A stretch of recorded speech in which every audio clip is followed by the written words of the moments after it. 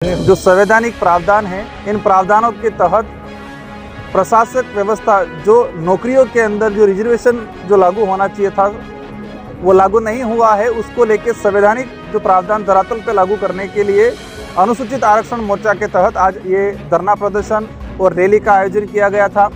आज वर्तमान में डबल इंजन की सरकार है, लेकिन शेड्यूल एरिया के संवैधानिक जो प्रावधान है उनको धरातल पे लागू नहीं किया जा रहा है। बीच में सुप्रीम कोर्ट का जो जजमेंट आया था, वो उस जजमेंट अगर सरकार जो चाहती है तो हम कह रहे हैं कि एरिया के हिसाब से डिवाइडेशन किया जाए रिजर्वेशन का।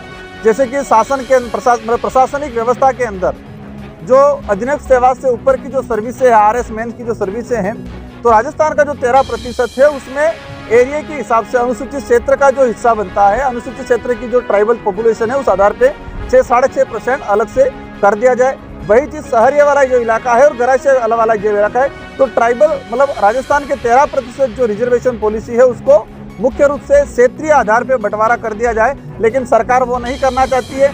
सरकार उन उप समूहों में बांटना चाहती है और उप समूहों में बांट के आपस में लड़ाने का जो प्रावधान का, जैसे सरकार कह रही है भील अलग करो, मीणा अलग करो। अब यहाँ पर जो बांसवाड़ा, यहाँ पर जो खेरवाड़ा का जो मीणा लगा रहा है जो भील है, लेकिन रिकॉर्ड में मीणा लगा रहा है। अगर भील मीणा के आधार पर बंटवारा होता है तो खेरवाड़ा वाला आदिवासी जो भील है वास्तविक, लेकिन रिकॉर्ड में इसका मीणा है, वो कहाँ जाएगा? तो इन सारी चीज़ों में सरकार समाधान नहीं चाहती है, उलझाना चाहती है। तो आज अनुसूचित क्षेत्र आरक्षण मोर्चा के बैनर तले संवैधानिक प्रावधानों को रिजर्वेशन का हो, यहाँ पर लैंड को लेके इशू आ रहा है लंबे समय से। जो आदिवासी आज़ादी से पहले जिस जमीन पे मकान बना के बैठा है, उस जमीन को आज भी पट्टा नहीं मिल पाया है। तो ऐसे इन समस्त मुद्दों को लेके आज आरक्षण मोर्चा के बैनर तले ज्ञापन कार्यक्रम सफल आयोजन किया गया। पूरे जिले के सामाजिक पदाधिकारी आए हैं और ये एक सांकेतिक जिला स्तर पे कार्यक्रम हो रहे हैं और जैसे जैसे क्रमबद्ध तरीके से सारे जिलों में कार्यक्रम किए जा रहे हैं, आने वाले समय में संभाग स्तर पे बड़ा आंदोलन किया जाएगा। सरकार को मजबूर किया जाएगा, क्योंकि सरकार की मंशा नहीं है। अगर मंशा होती है आदिवासी क्षेत्र के संवैधानिक प्रावधानों को लागू करने की तो सरकार लागू कर देती, लेकिन उनकी मंशा नहीं है। अब हमारी जिम्मेदारी है सरकार को मजबूर करे और ये जो आरक्षण मोर्चा जो बनाया है वो अवश्य सरकार को मजबूर करेगा और मजबूर करने के बाद इस इलाके के अंदर संवैधानिक प्रावधानों को लागू कराने का हमारा प्रयास रहेगा। जिस तरह से टीकाराम जूली को लेकर आपका जो बयान देखने को मिला, आप समर्थन में दिखाई दिए उस पर? देखो, ये चीज़ देखा है कि हमारे देश का अगर ऐतिहासिक पन्नों पे जाते हैं तो इतिहास में कई चीज़ें सामने आती है। हमारा इतिहास कई पन्नों पे गौरवशाली इतिहास भी रहा है।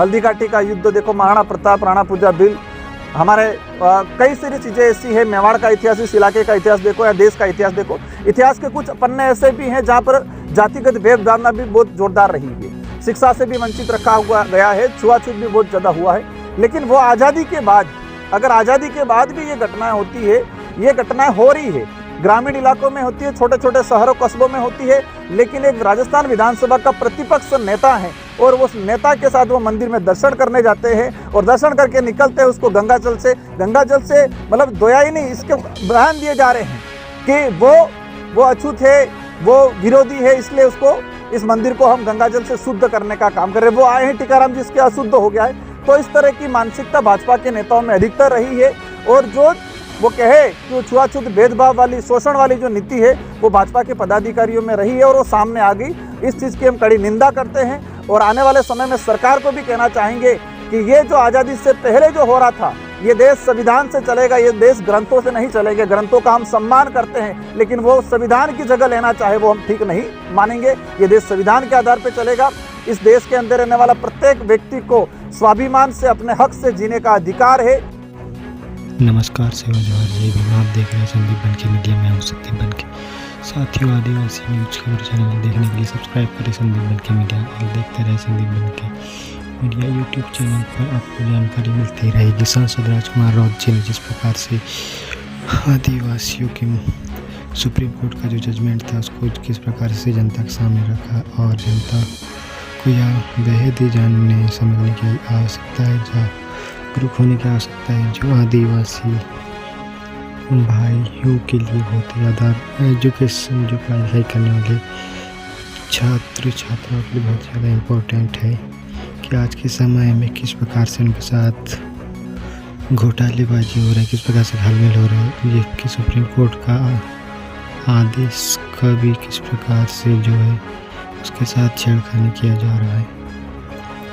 और जो कि भारत में भी हम देख पा रहे हैं कि आदिवासी स्टूडेंट छात्र छात्राओं को नौकरी नहीं लग पा रही है, ना ही भर्ती खुल रही है।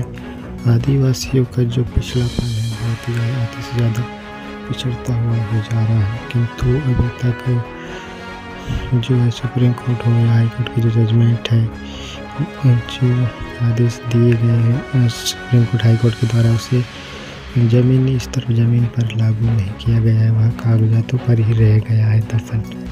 इसको लेकर सांसद राजकुमार रौत जी जो लगातार आवाज़ उठाते चले आ रहे हैं और भारत आदिवासी पार्टी इसका पुरजोर तरीके से समर्थन करते हुए कि जो आदिवासियों के साथ, स्टूडेंट छात्र छात्राओं के साथ या मजदूरों के साथ हो, सभी के साथ हो रहे अन्याय को लेकर एक बहुत ही बढ़िया कार्य कर रहे हैं और गरीबों की एक बुलंद आवाज़ है वो शोषित वंचित पीड़ितों की। बाकी आप लोग क्या सोचते हैं सांसद राजकुमार रौत जी के बारे में, कमेंट बॉक्स में कमेंट करें। और आप आदिवासी को मानते हैं तो जय जोहार जय सेवा अवश्य लिखे और कमेंट करें कि आपको सांसद राजकुमार रौत जी के विचार, उन्होंने जो पहलू को सामने लाकर रखा, आप लोगों को कैसा लगा, कमेंट अवश्य करेंगे। सभी साथी पुनः सेवा जोहार नमस्कार जय भीम। देखते रहे संदीप बनके मीडिया।